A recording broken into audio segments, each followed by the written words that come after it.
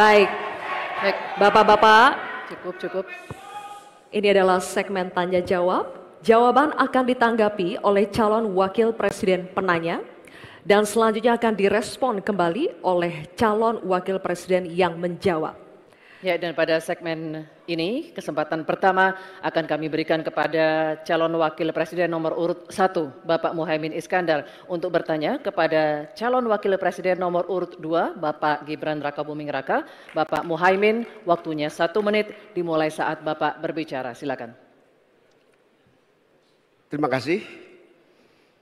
Pak Gibran, Indonesia ini terdiri dari berbagai bioregional, di mana kita harus betul-betul mengerti agar pembangunan kita tepat sasaran dan bisa tumbuh dengan baik.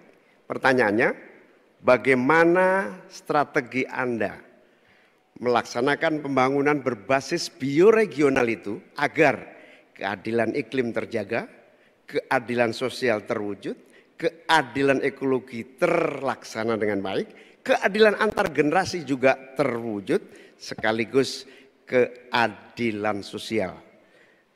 Mohon dijelaskan. Waktunya masih ada 17 menit. Apakah akan dipergunakan?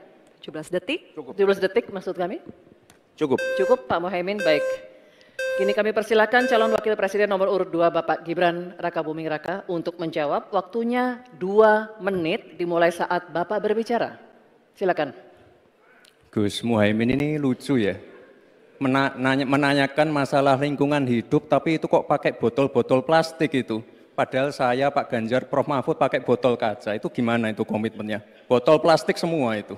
Tapi nggak apa-apa. Kita kembali lagi ke topik ya. Intinya di sini kita sudah berkomitmen untuk yang namanya pembangunan tidak boleh lagi Jawa sentris. Harus mulai Indonesia sentris. Kemarin Gus Muhaimin menolak IKN, tidak apa-apa, akan kita lanjutkan dan akan kita perkuat IKN itu. Sekali lagi yang namanya pembangunan yang masif harus memperhatikan aspek lingkungan, sosial dan keberlanjutannya. Kita pastikan mencari titik tengah, sekali lagi titik tengah, titik keseimbangan. Membangun hilirisasi industri, tapi harus memperhatikan lingkungan hidup.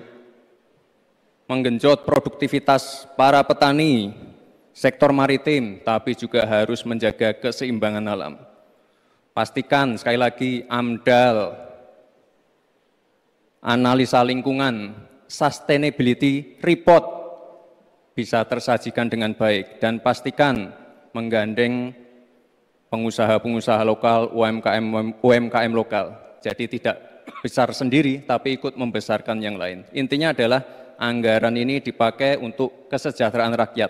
Pemerataan pembangunan itu penting. Dan sekali lagi, pembangunan yang masif harus memperhatikan sisi-sisi lingkungan hidup. Karena sekali lagi, yang namanya bencana kekeringan, banjir, kenaikan air laut, ini ancamannya sudah ada di depan mata. Dan ini adalah ancaman yang sangat nyata. Terima kasih.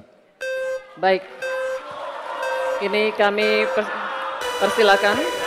Nanti ada waktunya. Nanti ada waktunya. Cukup. Cukup. Kami persilakan calon wakil presiden nomor urut 1 Bapak Muhaimin Iskandar untuk menanggapi. Waktunya 1 menit Bapak di saat berbicara akan dimulai. Silakan. Pertanyaan saya tidak terjawab sama sekali. Karena di undang-undang kita juga dinyatakan bahwa potensi bioregional kita itu adalah bahwa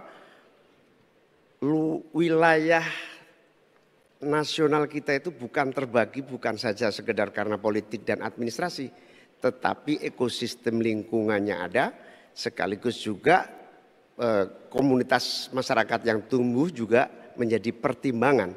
Sehingga Papua misalnya, jangan pernah salah dalam membangun Papua. Papua harus berbasis pemerataan dan keadilan yang sempurna. Maluku misalnya, dengan kekuatan maritimnya, Maluku menjadi bioregional untuk pengembangan ekonomi kelautan dan perikanan. Jawa misalnya, keberlanjutan pembangunan yang menumbuhkan potensi ekonomi secara pertumbuhan. Baik, waktunya habis Pak Muhaimin. Kami persilakan calon wakil presiden nomor urut 2 Bapak Gibran Rakabuming Raka untuk merespon tanggapan dari Bapak Muhaimin Iskandar. Waktunya 1 menit. Kami persilakan.